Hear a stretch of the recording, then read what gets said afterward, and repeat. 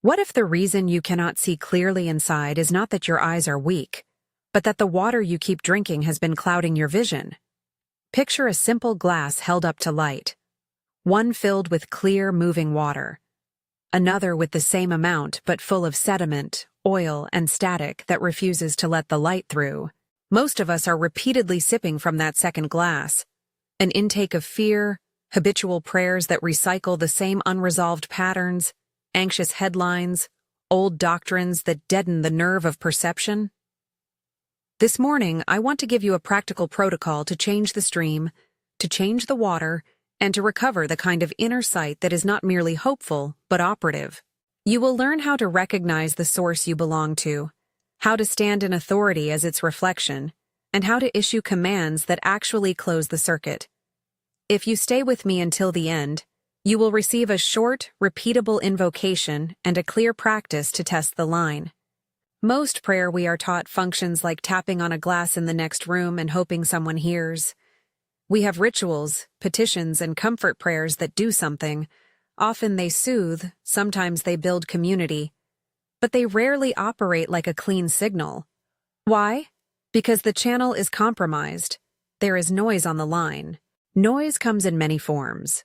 The looped anxieties we inherit from family and culture, the anxious religious habits that turn pleading into passive dependence, the flood of images and opinions that act as pollutants. These pollutants are like invisible contaminants in the water you drink. They carry beliefs about limitation, fear, and scarcity that settle in the body and cloud the inner eye. You can be a faithful person, attend meetings, recite prayers, and still be drinking polluted water. The result is a foggy inner vision, where even when something belongs to you by inheritance and design, you fail to access it. This is a diagnostic first, not condemnation. The line between you and the source is not broken because the source is absent. The line is misused, misrouted, or overridden by smaller architectures, patterns, authorities, algorithms of thought that operate like a lower-order architect in the system. For clarity, we can borrow a symbolic language that helps us map this issue without pretending it replaces other theological frameworks. Think of the highest origin as the monada, the living source of the spark inside. Between that source and our human field, there are layers, a default operating architect that structures our worldly perception, and then a set of blocking forces that maintain the status quo. Call them what you will, archetypes, mechanical layers, cultural programming, but see them as functional descriptions, layers that reshape the signal, siphon attention, and infuse our inner drinking water with sediment. This is not an attempt to teach an alternative creed. It is a pragmatic lens. When Jesus called Lazarus back from the tomb, read as a mystical operation, what we witness is a clean demonstration of authority that reopens a clogged channel. I call that an operational reading. Jesus acted, closed the circuit, and reality reorganized. Label it as a model, not as a replacement for the text's sanctity. Use it to learn. The point is not to debate doctrine, but to learn that there exists a way of acting that changes conditions precipitously when the right frequency is applied.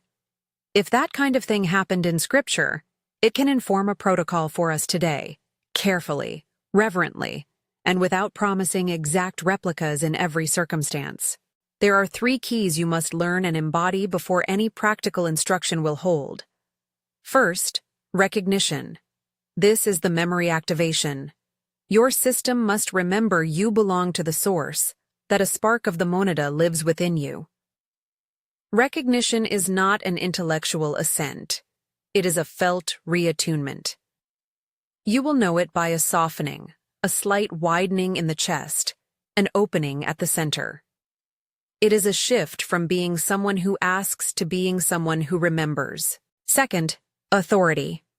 Recognition is not enough unless it is married to an embodied stance. Authority is the position you take when you stand in the reflection of the source.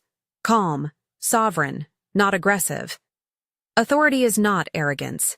It is the quiet certainty that the signal you issue carries weight because it aligns with the origin. Imagine a circuit where the source expects a particular handshake, Authority is that handshake, delivered without hesitation. Third, command. Once recognition and authority are present, command is the concise directive you issue. Command respects economy. It is not a litany of requests. It is a report, a crisp instruction, and an expected outcome.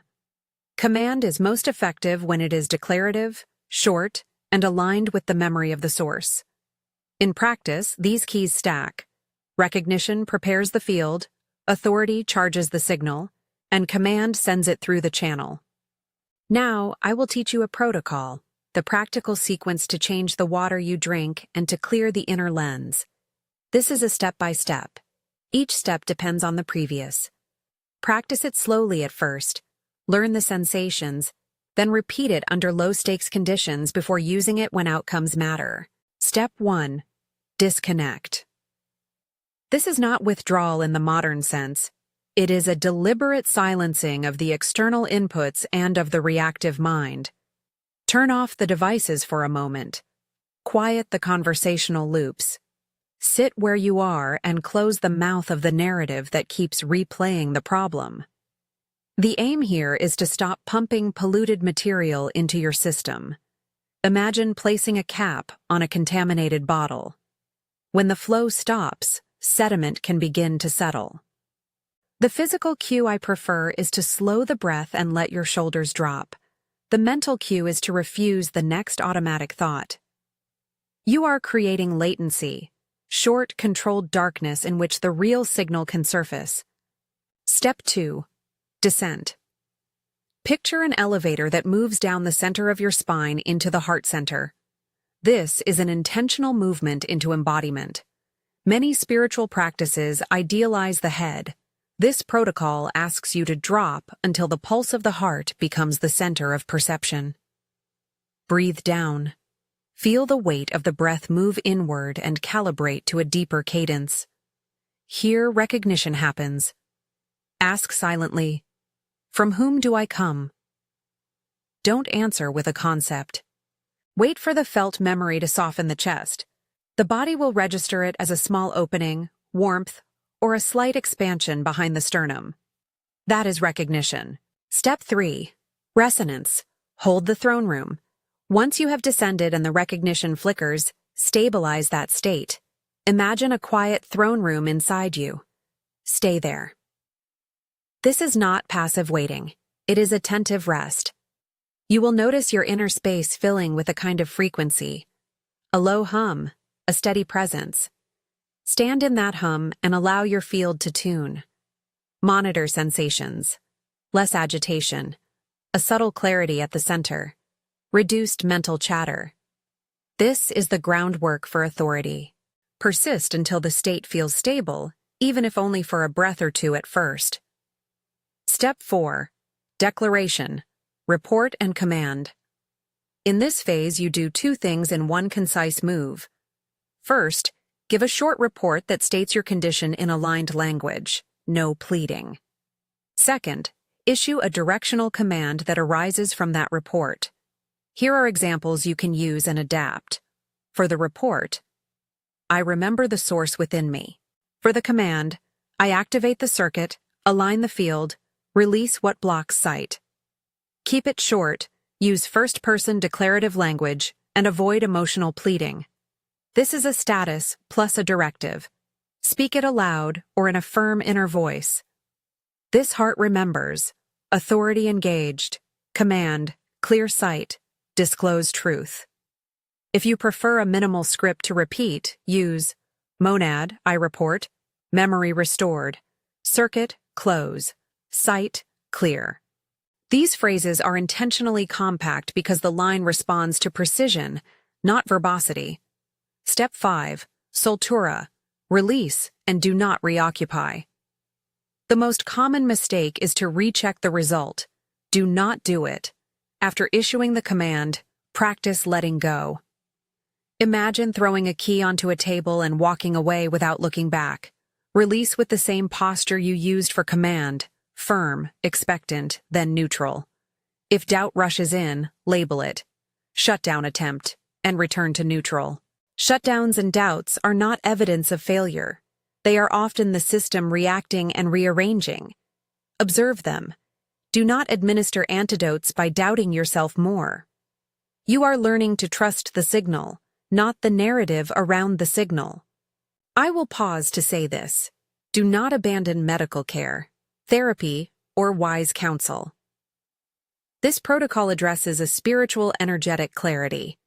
It is not a substitute for professional help. If your body or mind needs medical attention, seek it. Consider this a tool for recalibrating perception, not a cure-all. Before we go further, I want you to try a short micro version of the protocol right now. Simple, repeatable, just to taste the process. Sit comfortably. Close your eyes if that feels safe.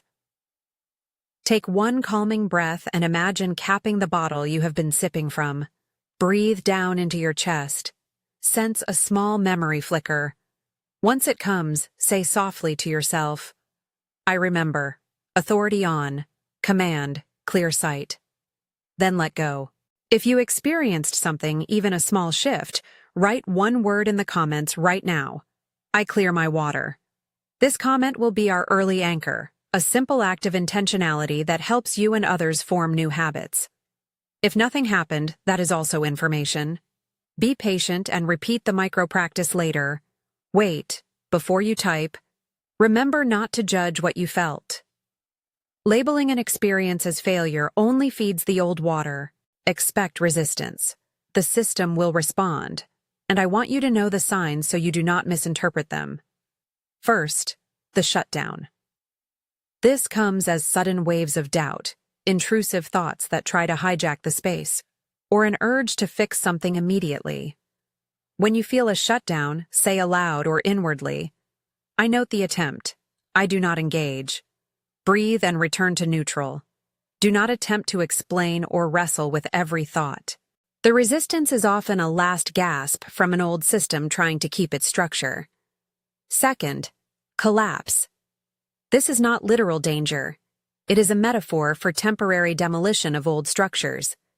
You may witness turmoil around you, relationships, plans, or a chain of events breaking down. Collapse often precedes reconstruction. It is messy, and it can be frightening. Prepare yourself mentally. If a collapse happens, do not assume your inner action failed. It may be clearing what must be cleared. Stay anchored to the protocol. Recognize, stand, command, and release. Third, echoes. After you issue the command, expect synchronous signs, repetitions, numbers, small events that seem like feedback. Echoes are confirmations from the system. They do not always arrive in ways you expect. They might be a dream, a sudden conversation, or a practical shift. Treat echoes as data, not proof in a single form. Collect them, note them, and let them inform. But do not build dependence on any single sign. A fourth state you might encounter is neutrality, when nothing external shifts immediately. Neutrality is not failure. It is a waiting room. Some operations require time to propagate. Learn patience. Repetition under low-stakes conditions is essential. The goal is to build trust between you and the source by consistent, measured practice, not by frantic repetition or by seeking proof at all costs. Now a few practical pointers for cultivating cleaner water over time. Change what you drink. That means auditing your mental diet, the shows you watch, the constant news churn, the social media streams that drip anxiety into your nervous system. Replace repetitive fear content with short practices that restore memory. Quiet time. Reading texts that expand your inner landscape, spending time in nature, and disciplined, short breathwork or centering prayers. Limit the number of times you replay old prayers that keep you anchored in pleas rather than commands. When you pray, practice the 3 keys. Remember the source, stand in authority, and speak concisely. Even small daily shifts will alter the composition of the water you drink. Practice ritual discipline around the invocation I will give you in a moment.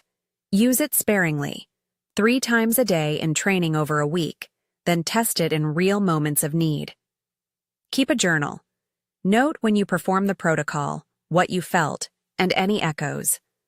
Over time, patterns emerge and you will learn which phrasing tightens the signal for you. Here is the short invocation I recommend. It is designed to be a report plus a command, direct, reverent, and concise. Say it in second person to the source as you choose to name it. If monad resonates with you as a symbol of the living origin, use it.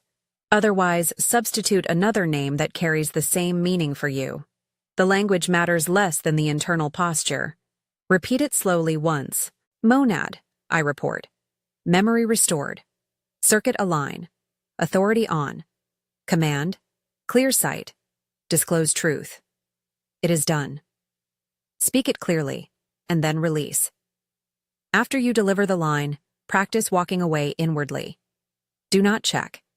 The most powerful part of the work is the letting go. When doubts attempt to re-enter, respond with a short coaching phrase, noted, not engaged. Keep your tone calm. If strong emotions rise, do not be shocked. Feelings are part of the clearing. Observe them and allow them to move. If at any point you feel overwhelmed by mental health symptoms that feel unmanageable, seek professional support.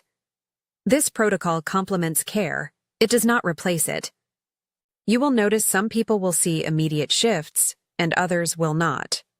That does not reflect worth or a lack of faith. It reflects practice, conditioning, timing, and complexity of the entanglements. Do not compare your timeline to anyone else's. The aim is not speed, but fidelity. Maintain curiosity about what shifts and why. A practical weekly experiment. Pick one low-stakes area to test the protocol. An unresolved decision, a stalled creative idea, or a relationship that needs clarity. Use the micro-practice twice daily for 5 days and note changes. Record the experience in a notebook, physical sensations, small external confirmations, and emotional quality. This experiment teaches you to trust data rather than anecdotes. Let me give you some language to help when the world around you destabilizes after a session. If your environment seems to crumble, plans shift, people react unexpectedly, say, "This is collapse is clearing. I remain in the circuit." If repetitive doubt floods your attention, say, "This is a shutdown. I observe. I do not engage." If small signs appear, a dream, an unexpected call, an unusual encounter, say, "This is an echo. I note it. I do not build dependence on it." These short phrases turn raw experience into a readable pattern and keep you from catastrophic thinking. I need to insist again. Do not treat these practices as magic spells. They are disciplined acts of alignment. They tune the field to a different frequency. Timing matters, repeatability matters, skill matters. And while responses can be dramatic, they are not guaranteed. You are learning a skill set, memory activation, embodied authority, precise language, and disciplined release. If you would like to go deeper with this in time, commit to small habits that support clean water, daily centering, a weekly media fast, a short ritual of recognition in the morning, and a nightly short report. The more you clean the intake, the less you will be surprised by noise. The more you practice the protocol in non-critical moments, the more reliable it becomes when stakes are high. We stand at an ethical crossroad as well. When I critique systems or teach alternative lenses, my aim is to free people from systems that mechanize faith into performance. I do not intend to denigrate communal worship, nor to suggest that traditional doctrine is invalid. Use this language as one tool among many. If you belong to a community with established practices, bring what you learn back with humility. Dialogue, don't demolish. The aim is restoration, not isolation. A final charge. The water you drink shapes what you see and how you act. Change the water and you will begin to perceive differently. But it requires courage to let old sediments collapse. It requires discipline to stop pouring the same contaminated stream into your system. It requires honesty in the face of momentary discomfort.